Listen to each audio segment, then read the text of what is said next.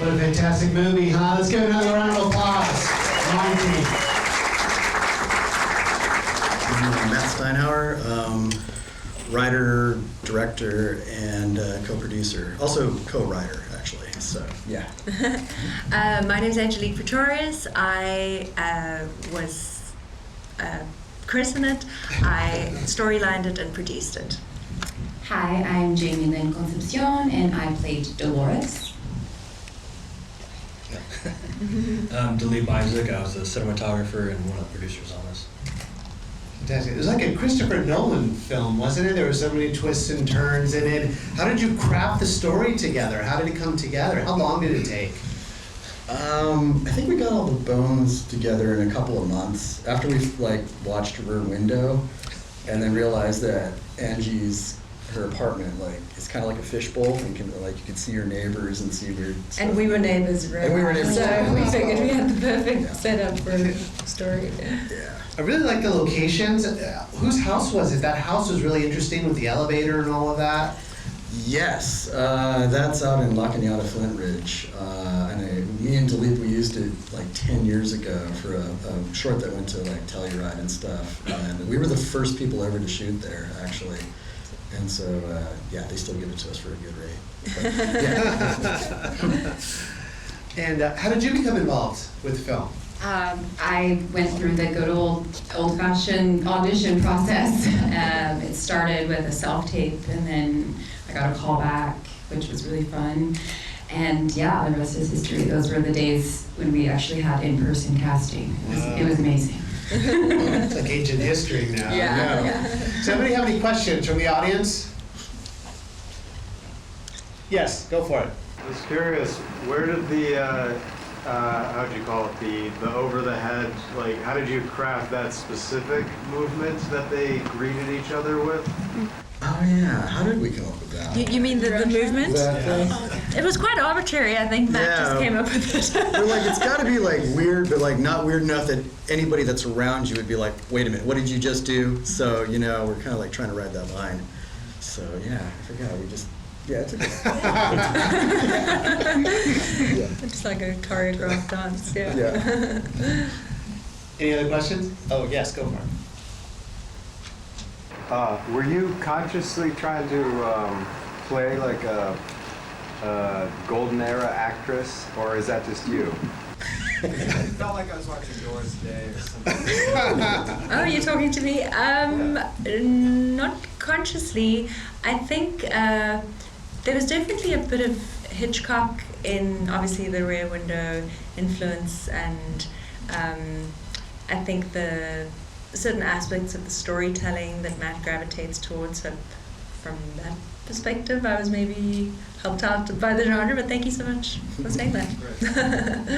And the tone was really interesting to me because you towed the line between the thriller and the comedy, and I wanted to know for the actors, how much of that was a dance that you did on set, how much of that was director driven, how much of that was done in editing, how much were you able to play around with that?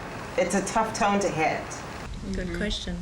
No, I think it's you guys. Oh yeah, it's up to us. I was trying. Well, I think Gina, who isn't here today, was absolutely hilarious in the film. Yeah, Leslie plays Gina. Sorry. But yeah, I think it was. Matt gave us a lot of freedom on the days that we were shooting, but it was there in the script. Yeah, it was a balance. It was a dance, though, because there were times where we were, all of us were hypnotized. So you don't want to come off as playing a hypnotized zombie, because the characters themselves are not aware that they're hypnotized. So there was a dance. The comedy, though, was just there. Yeah, and I guess you obviously never, as the actor or the character, want to be in on the joke. So playing it as kind of naturally as you can, and then allowing the situation speak for itself and the kind of strangeness of our behaviors. And like you say, definitely Matt wrote it into the script. And then there was a bit of, I'd say, contribution from the actors. Norma, who plays, at least Alison Martin, who plays Norma, the landlady, she naturally just had great comedic kind of sensibility, so she definitely added her own flair.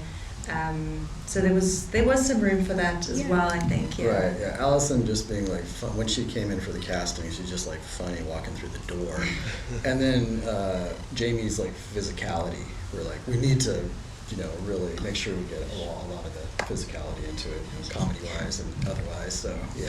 Yeah, my callback was actually me hauling the suitcase in high heels. That was a majority of the callback.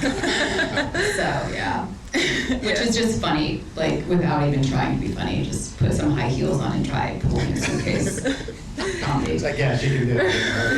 Yeah, she has the job. Any other questions? Well, I thought the camera work was beautiful, and the whole first half hour, 45 minutes, I just kept thinking this feels so light.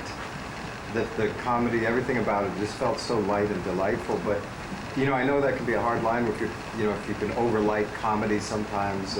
But it was beautifully shot, but it still felt really light. Was it a challenge to make something that was a little noirish but still comic? Yeah, I mean, a lot of the stuff that me and Matt have done in the past has been a lot of black and white noir. So we wanted to kind of bring a little bit of that back, but we're also limited by small budget, almost no crew. So we have to embrace a lot of the environments that we're in and use a lot of camera movements to try and make the room feel a little bit bigger, tell the story with how we move the camera. So a lot of times when Chris was running out of the apartment, we would run out after her and then just try and do something dynamic to incorporate the storytelling bits of it. But a lot of it also comes down to, we shot 2 different camera systems on this, and we switched halfway through, and then I relied on having a good base in our exposure and letting light iron really fix the things that I couldn't on the day. And that was really nice to have light iron come in and do a fantastic job of coloring the movie. Yeah. So, thank you. Any other questions? Yes, go for it. Yeah. There were a couple moments where it felt like there was some improv in there, and I always, as an actor, I was trying to find what was improv and what was in the script. Was there any room for improv, or was it all scripted to a T? Whew, good question. I guess that's more of you guys answering. Did you guys? Well, I'd say the first scene with Alison Martin. Yes, I was remember improv. being upside down in that hammock type of yoga setup, and it was quite early on, I'd say, in our shooting schedule. And Matt said, just play with it. And she said, "Oh, can I, go wild?" And he said, "Yeah, sure." And I remember being upside down, thinking, "Ooh, don't deviate too far. We need to cut this together." And we managed to cut it together, but that was, I'd say, entirely That was probably improvised. the most improvised section. I mean, there's little improvisations here and there for sure. Yeah. There are also little lines that we decided to add afterwards, which isn't always the easiest to do when you're doing a pickup, but you just love the line so much. For example, where I'm with Leslie, we're at the desk and we're looking at the footage of me being hypnotized, and she says, "You're not into self-harm, are you?" And Matt only told me after we finished the day of the line, so the question is, "You're not into self-harm, are you? Only in relationships." I came up with that line right after we said rap. I'm like, wait a minute. I said, "No, we have to put that in." So then we shot that much later on when my hair looked completely different. And we didn't have Dilip help us. It was just a quick little insert. Anyway, so that kind of thing. But otherwise, do you remember improvising that? It wasn't majority improv. If anything, it was like, Angie said, like spur of the moment, and then some of the whole leopard wearing an animal print thing, we kind of added that, and I remember we came back and I shot the whole, no, I would never, it was just the 3 of us doing that. Because we decided, I actually asked the question, like, why am I wearing animal print the entire time? Like, as an actor, I need to know. So they gave me that line. They wrote it at the end, that Walter says, just as hard as it was to get Loris to wear animal print. So yeah, that was a little bit improvised. I think we did it like 4 or 5 different ways, Yeah. and you decided to go with that way. Right. But all in all, I think we had a really good, solid script to work with, and most of the scenes were scripted. I would say 99%. Yes, you have a question? Yeah, how long did it take you guys to shoot it? What answer this one? Well, we were, I think, 2 days into shooting when Yeah, COVID when hit, COVID so hit. then we had to take our 6-month break, Break, and then it took us about another 12 months or so. Yeah, between that and the second unit, and we were just like picking up a day here, a day there, and we just Weekends. The weekends, yeah, and we got through it, yeah. So the upside to shooting, Just hold it a bit the upside to shooting like a really long is you can rewrite as you're going. You know what I mean? You can do that like last polish pass on like every scene that you go into. So that was kind of nice, having the time since we didn't have the budget. So yeah. How did you decide on the deep sea helmet as part of the I love story? props. I really love props. And I found that one was like, it's a resin like replica and it weighs about half of what a normal one Okay. does. And even then it's still dug into your shoulders, right? You know. It wasn't the most comfortable. Was not the most comfortable. But yeah, I just wanted to be like something that would like, you know, cut you off from the world maybe, you know, like you're in this, you know, underwater. And then Dilip was the one that came up with the idea for the laser projection, and we used Tati's, you know, One of our producers in the projection, audience. yeah. Hi, Tati. for the actual projecting, you know, and stuff on her face for that sequence. So. I love that part. Yeah. Where did you find the twins? It's kind of Stanley Kubrick-ish. Oh, I know. You know, can we They're so sweet, by the way. They are not creepy. Yeah, they're taller than me now, I'm sure, but they're 14. They just turned 14 now, and they're huge. I'm sorry, what was the question again? Where did you find them? Yeah, Did you find cast kids. them as well? Well, we weren't going to cast twins at first, but then they came into the casting process, and they were like the best for the role, and we're like, yeah, let's make this a little bit shining, you know, let's be creepy. So yeah. Cool. Any other questions? Yes, go ahead. I'm just assuming that you did a lot of research, like murder mystery, hypnotism, all that stuff, before kind of making the process of the film. Do you do a lot of research with hypnotism and all that as you're writing? But I would say 80% of it is like just films that came before. Right? Kind of keep it on a Hollywood, whatever, kind of, yeah. So, but since then, I've done a lot more research because we do have like the sequel mapped out, and that one has actually more research in it, you know. So yeah. So. Yeah, I think the actors had to just keep track of when they were hypnotized and when not, and like Jamie said, like what does that look like? Right. How do you sell it without overselling it?